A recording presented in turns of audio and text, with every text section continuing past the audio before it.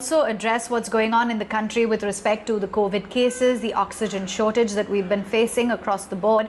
And one company that has been airlifting oxygen plants from overseas like France and Germany includes the Uttam Group of Companies. So we're here to discuss their initiatives as well as talk about the overall predicament in the country and what needs to and can be done. Karan Bhatia is the CEO of the Uttam Group of Companies, and he now joins in on the show. Thanks so much for taking time out.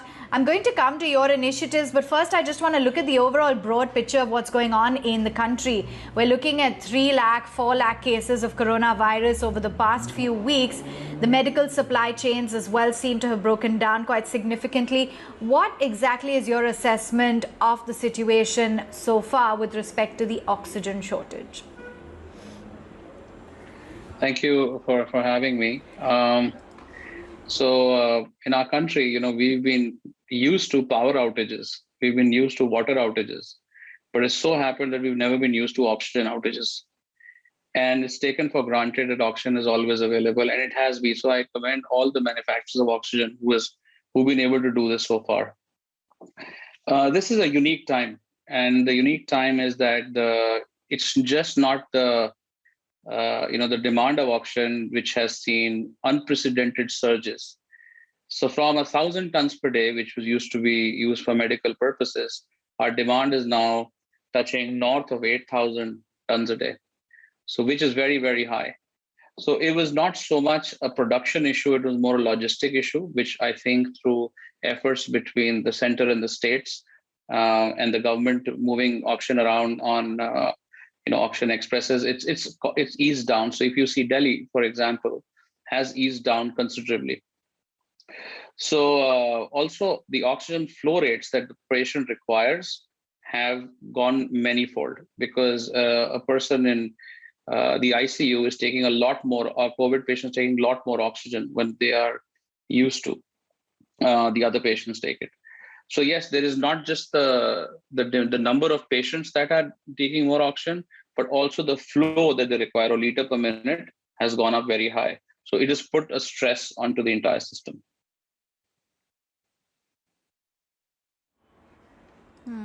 And the Uttam Group is doing things in order to alleviate that stress in their own way. I believe you're airlifting 55 oxygen plants from France and Germany. What is the total supply?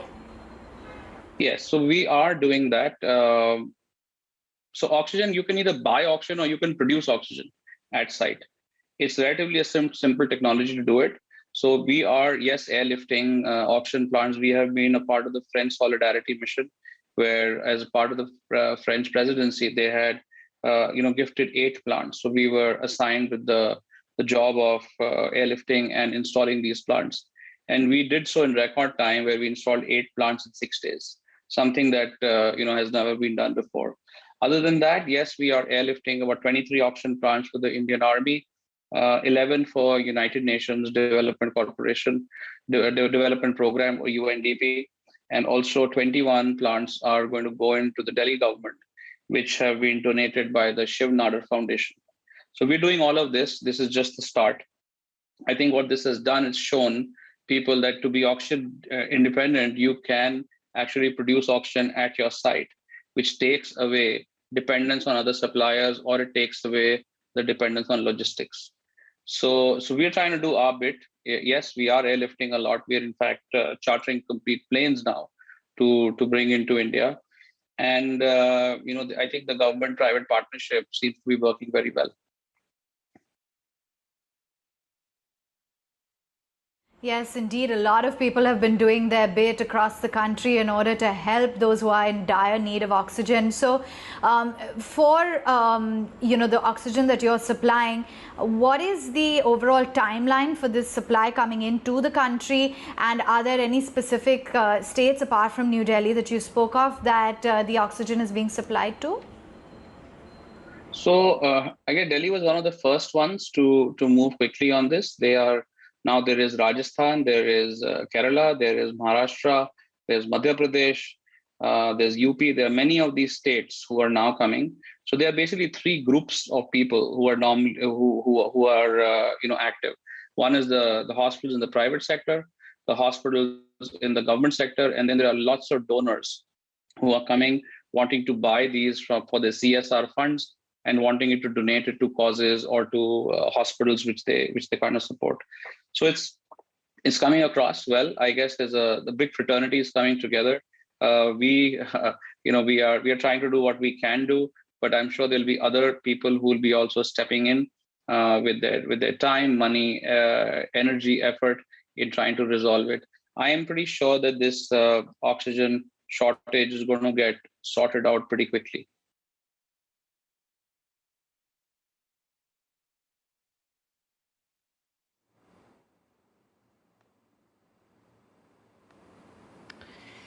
Okay.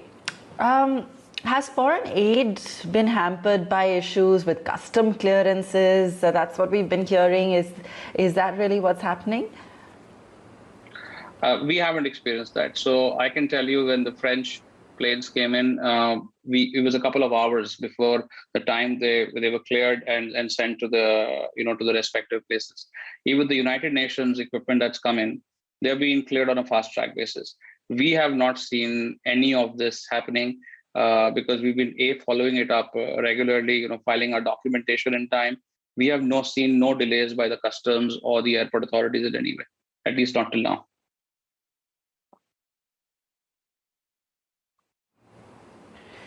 Okay, fair enough. And in terms of transporting the oxygen as well, there seem to have been several unfortunate incidents on this front. If you could share with us a little bit more of the challenges there. So you see, the oxygen supply chain is a complex supply chain. The tanks that are utilized for this are special tanks. These are cryogenic tanks with double vacuum insulated, and to build this takes a long time. So yes, moving it from one place to the other place has been challenging. There were earlier some issues with the borders between the states, one state and the other state, which have finally, I guess, been ironed out. Even moving the cylinders, to fill it at one place and to move it, it's a big logistic exercise. And suddenly, when you're burdened with a 1x demand going to 7x in a very short period of time, it has put in a lot of strain and effort on the manufacturers, on the transporters, on the hospitals, on the patients. Everywhere it's been hard, it's been tough, and we've been seeing unfortunate accidents happening in places. But when there is this situation, there will be incidents that will happen. We've never seen this before, but I guess we'll be probably better prepared for next time. I hope we are better prepared for next time by having more installation inside hospitals where they can generate oxygen themselves rather than having to be dependent and buy it from other suppliers or from other states as well. Give an example, some of the cities, the larger oxygen plants are not in the cities. They're all outside. They're mostly steel plants. And steel plants are pretty far away from cities. So there is a challenge in moving oxygen from one part of the country to the other part of the country, especially when the demands go up so high. There is a limited number of tankers that are there. Those tankers can travel X amount of kilometers every day. And if you are not able to, you can't just 7x the tankers. It's just so happened that all the industrial oxygen tankers have been converted to medical oxygen. All the nitrogen, argon, all tankers which are for other gases have all been converted into oxygen. I must commend our gas association of members who made this happen, as well as the fast action that the Petroleum Explosive Safety Organization of Government of India, which is under the DPIIT, has taken, where they've been giving approvals by the hour to make this happen. They have been very, very supportive, and I think there's been a lot of effort, a combined effort that's been done by the gases industry.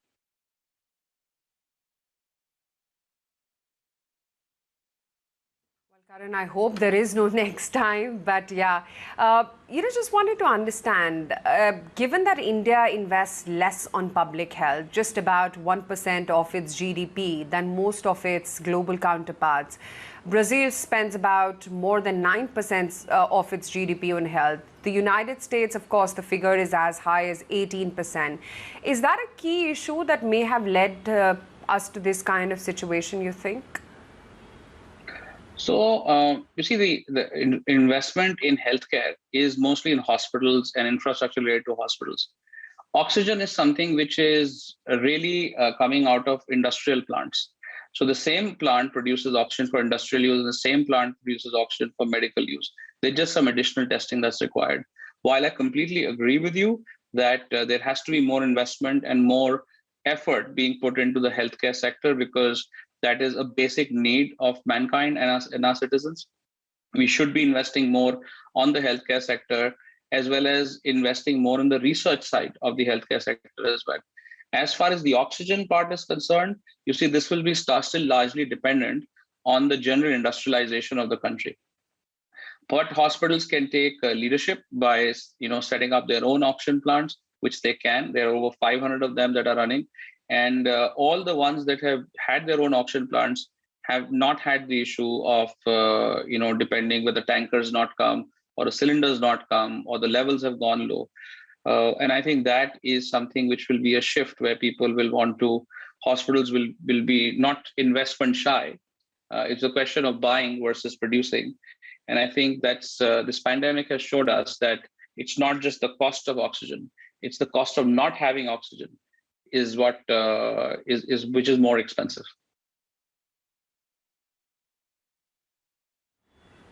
Sure. Karan, I'm not sure if you would have the data, but how much oxygen shortage do you think has been dealt with the foreign aid as well as Indian Railways and Navy supplying oxygen now? So you see the supply, the sources are the same, whether it's Bokaro plant or Rourkela plant. What has really helped is the logistics part. For example, if you have to move oxygen from Bokaro to Bombay, there is a long supply chain because it's a driver that goes by road, has to stop, has to cross borders. With the train coming in, what happens is that there is no stoppage, and the trains just move at high speed and they offload things over there. As far as the Navy coming in to supply product, it's a longer supply chain, but so it's helped in moving stuff faster, moving the oxygen tanks faster. But there are X amount of tanks, so it has helped in getting more tanks, whether they're coming from Singapore or they're coming from Saudi Arabia. They're coming from all sides. And the more tankage you have, the more logistics you can have, the more oxygen you can move around freely. So it's been pretty welcoming of what's happened. There have been fast track approvals. A lot of the companies have come forward. A lot of the countries have come forward, to support India in this time of need. But really speaking, I don't think anybody could have been prepared for a 1x to an 8x demand going up in a couple of months. But I think things are will come under control. The way the cases have already started turning down in Delhi. The Delhi CM already announced that the oxygen shortage in Delhi is over. I'm sure it will also get better in other states as well.